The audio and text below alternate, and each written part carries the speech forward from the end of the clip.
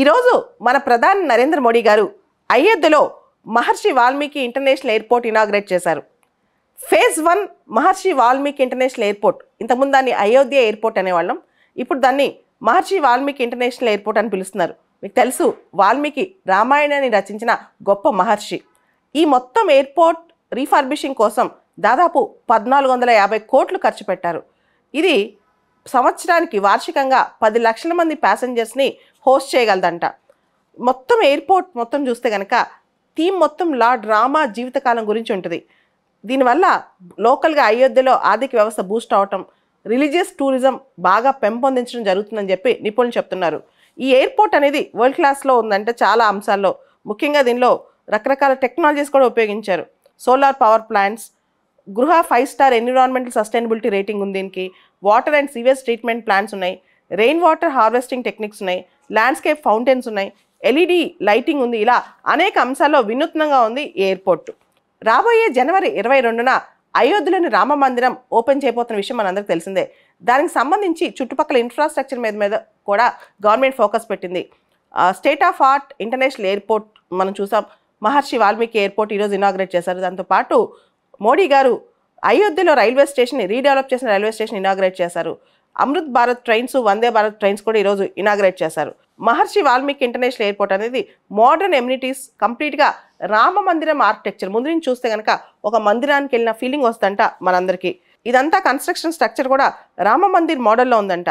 Ayodhya airport terminal buildings చూడటానికి Rama Mandir temple ఆర్కిటెక్చర్ని reflect చేస్తున్నాయంట. ఈ మొత్తం ఎయిర్పోర్ట్లో రకరకాల మ్యూరల్స్, పెయింటింగ్స్ ద్వారా శ్రీరాముడి యొక్క జీవితాన్ని పూర్తి స్థాయిలో రిఫ్లెక్ట్ అయ్యేటట్టు పెయింటింగ్స్ చూపిస్తున్నారంట. దాంతోపాటు ఇదంతా కూడా మనకు తెలుసు నగరా స్టైల్ ఆఫ్ ఆర్కిటెక్చర్లో ఉంటుంది. ఎవరైతే ఇంటర్నేషనల్ ప్యాసింజర్స్, నేషనల్ ప్యాసింజర్స్ అయోధ్యలోకి అడుగు పెడతారో ఎయిర్పోర్ట్లోకి, వాళ్ళందరూ మంత్రముగ్ధులు అవుతారంట. ఈ రిలీజియస్ థీమ్స్ చూసి అంత అద్భుతంగా తీర్చిదిద్దారంట ఈ అద్భుతమైన పెయింటింగ్స్, మ్యూరల్స్ అన్నింటినీ. దీంతోపాటు ఒక గోడకు మొత్తం కూడా ఒక మ్యూరల్ పెయింటింగ్ ఉందంట. అది హనుమాన్ లైఫ్ మొత్తం రిఫ్లెక్ట్ చేస్తుంది. ఇంకొక చోట సీతారాముడి కళ్యాణం గురించి పూర్తి స్థాయిలో డిపిక్ట్ అయ్యే పెయింటింగ్స్ కూడా కనిపిస్తూ ఉంటాయంట. ఎయిర్పోర్ట్ ఎంటర్ అవ్వగానే రాముడి యొక్క విల్లు, ఆయన యొక్క బాణం ఇవన్నీ రిఫ్లెక్ట్ అవుతూ బొమ్మలు కనిపిస్తాయంట. దాంతో మనకి ఆయన ఎఫర్ట్స్ ఏంటి అనేది కూడా అర్థమయ్యేటట్టు, తెలిసేటట్టు చేస్తున్నారంట. ఈ ఎయిర్పోర్ట్లో సీతారాముని కళ్యాణం ఒక పెయింటింగ్స్ మధుబని ఆర్ట్ రూపంలో ఉన్నాయంట. మధుబని పెయింటింగ్స్ చాలా ఫేమస్ కదా, మీకు తెలుసు.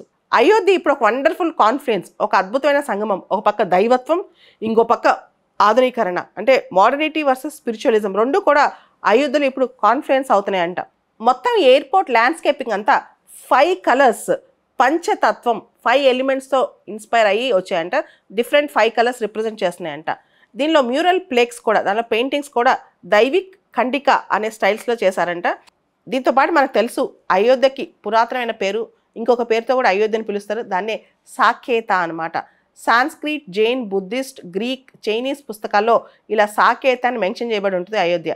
ఈ సాకేత అనే మాట సాంస్క్రిట్ వర్డ్ సహ అంటే కూడి ఉండటం. ఆకేత అంటే బిల్డింగ్స్ అనమాట. బిల్డింగ్స్ లేదా హౌసెస్. చాలా బిల్డింగ్స్, హౌసెస్తో కూడి ఉన్న నగరం కాబట్టి దీన్ని సాకేత అని కూడా అప్పట్లో పిలిచేవాళ్ళంట. కోశల దేశానికి అయోధ్య అప్పట్లో రాజధానిగా ఉండేదంట.